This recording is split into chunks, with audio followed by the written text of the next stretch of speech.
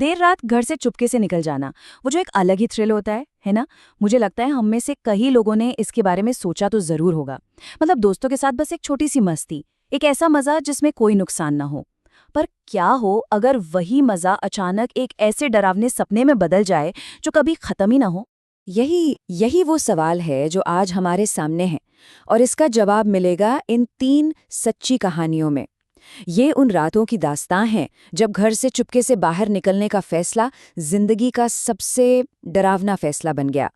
देखिए, हर कहानी की शुरुआत एक ही जैसी मासूम सी सोच से होती है। अरे बस थोड़ी देर की मस्ती, कुछ अलग करने की चाहत। ये नौजवान बस थोड़ा रोमांच चाहते थे, अपनी रोज की बोरिंग जिंदगी से एक छोटा सा ब्रेक। लेकिन उन्हें इस बात का जरा भी अंदाजा नहीं था कि बाहर अंधेरे में उनके लिए क्या इंतजार कर रहा था।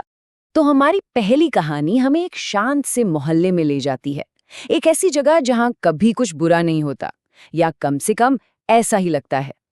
3 दोस्त, एलेक्स, ड्रू और हमारे नरेटर, बस गर्मियों की एक आम सी रात में पास के पार्क तक टहलने के लिए निकलते हैं।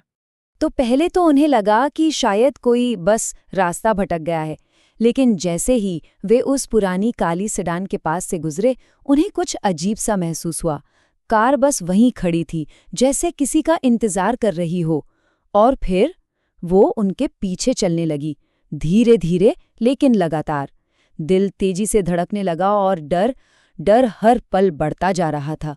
और तभी ड्रो की फुसफुसाहट ने उनके डर को एक भयानक सच्चाई में बदल दिया। वो हमें देख रहे हैं। बस अब ये कोई इत्तेफाक नहीं था, उन्हें देखा जा रहा था, उनका पीछा किया जा रहा था। ये अब कोई अजीब घटना नहीं थी, ये एक सीधा खतरा था। घबराहट में वे भागना शुरू कर देते हैं। वे एक गली में मुड़ते हैं, ये उम्मीद करते हुए कि शायद वे उस कार से बच निकलेंगे, लेकिन कार भी उनके पीछे मुड़ जाती है। अब ये जिंदगी और मौत की दौड़ थी। वे 2 घरों के बीच एक पतली सी गली में छिप जाते हैं। उनकी सांसें फूल रही थीं और वे बाहर कदमों की धीमी आहट सुन सकते थे, जो उनके और करीब आ रही थी। और फिर अंधेरे से एक आवाज आई, हम सिर्फ बात करना चाहते हैं। ये शब्द सुनने में कितने शांत लगते हैं, लेकिन उनके पीछे का इरादा बहुत ही खतरनाक था। ये वो पल था जब दोस्तों को एहसास हुआ कि अगर वे पकड़े गए तो उनके साथ कुछ बहुत बहुत बुरा होगा। पहली कहानी में खतरा इंसानी था, लेकिन हमारी दूसरी कहानी हमें एक ऐसी जगह ले जाती है जहां का डर कुछ और ही है। इस बार दोस्तों का एक और ग्रुप एक पुरानी वीरान जगह की खोज करने का फैसला करता है, एक पुराना अस्पताल। वे एक रोमांच की तलाश में थे, पर उन्हें जो मिला वो किसी भी बुरे सपने से कहीं ज्यादा भयानक था। उस अस्पताल की खामोशी अपने आप में डरावनी थी। आमतौर पर ऐसी जगहों पर आपको बेघर या नशीली लोग मिल जाते हैं, लेकिन यहाँ कोई नहीं था। ऐसा लग रहा था जैसे सबसे हताश लोग भी इस जगह से दूर रहते थे, और ये बात उन्हें बहुत परेशान कर रही थी। जैसे ही वे अस्पताल की गहराइयों में उतरते हैं, उन्हें सबसे ऊपरी मंजिल पर कुछ अजीब दिखाई देता है। पूरी अंधेरी इमारत में मनोविज्ञान वार्ड के आखिर में एक कमरे से एक धीमी पीली रोशनी आ रही थी, किसी मोमबत्ती या आग की तरह टिमटिमाती हुई। पूरी इमारत में यही एक जगह थी जहां जिंदगी का कोई संकेत था, या शायद कुछ और। वे धीरे धीरे उस रोशनी की ओर बढ़ते हैं।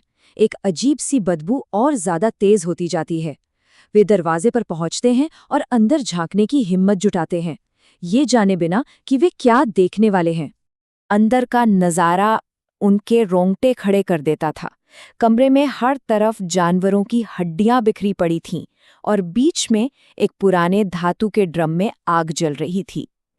यह साफ था कि ये एक ऐसी जगह थी जहां कोई रह रहा था, लेकिन वो जो भी था वो इंसान नहीं लगता था।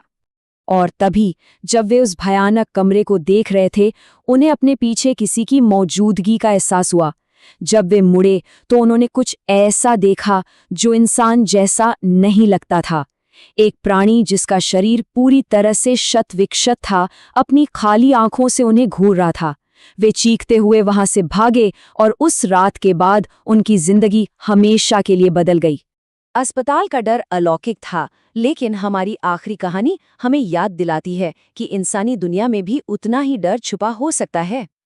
ये कहानी हमें शहर से दूर एक गांव के खेत में ले जाती है। दो भाई कार्टर और हमारा कहानीकार अपने दादा दादी के यहाँ गर्मियां बिता रहे हैं।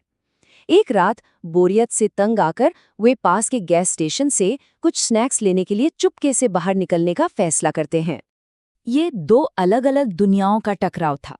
दादा दादी के लिए रात का मतलब था आराम, दिन भर की मेहनत के बाद घर की सुरक्षा। लेकिन बच्चों के लिए ये रोमांच का एक मौका था, नियमों को तोड़ने का एक मजा। उन्हें इस बात का अंदाजा नहीं था कि उनके दादाजी के नियम सिर्फ नियम नहीं थे, बल्कि उनके सुरक्षा के लिए बनाए गए थे। जैसे ही वे मक्के के खेत से गुजरते हैं, उन्हें कुछ अजीब लगता है। एक बिजूका बहुत ही अजीब तरह से खड़ा था, जैसे वो कोई इंसान हो। फिर कुछ दूरी पर वे एक बूढ़ी औरत को दूसरे बिजूके से कुछ बड़बड़ाते हुए देखते हैं। जब वो औरत उन्हें देखती है तो वो एक भयानक दांत रहित मुस्कान देती है और उनकी तरफ दौड़ पड़ती है। वे डर कर घर की ओर भागते हैं, लेकिन डरावना सपना अभी खत्म नहीं हुआ था। जब वे अपनी खिड़की पर एक हल्की थपथपाहट सुनते हैं तो कार्टर कांपते हाथों से पर्दा हटाता है। बाहर वही बूढ़ी औरत थी, अपना चेहरा शीशे से चिपकाए हुए। उसकी आंखें उन्हें घूर रही थी और उसके ठीक पीछे एक आदमी खड़ा था जो दादाजी के बिजूके के पुराने फटे हुए कपड़े पहने हुए था। तभी उन्हें एहसास होता है कि वो बिजूका जिसे उन्होंने खेत में देखा था, वो कोई बिजूका था ही नहीं, बल्कि एक आदमी था जो उन्हें देख रहा था, इंतजार कर रहा था। इन तीनों कहानियों में एक छोटी सी शरारत, एक रोमांच की तलाश, एक ऐसे भयानक अनुभव में बदल गई जिसे वे कभी नहीं भूल सकते। ये कोई मनगढ़ंत डरावनी कहानियां नहीं थीं। ये वो रातें थीं जिन्होंने इन लोगों को हमेशा के लिए बदल दिया, उनकी दुनिया को हमेशा के लिए बदल दिया। हर कहानी का नतीजा एक ही था, डर, सदमा और एक सबक जो कभी नहीं भुलाया जा सकता।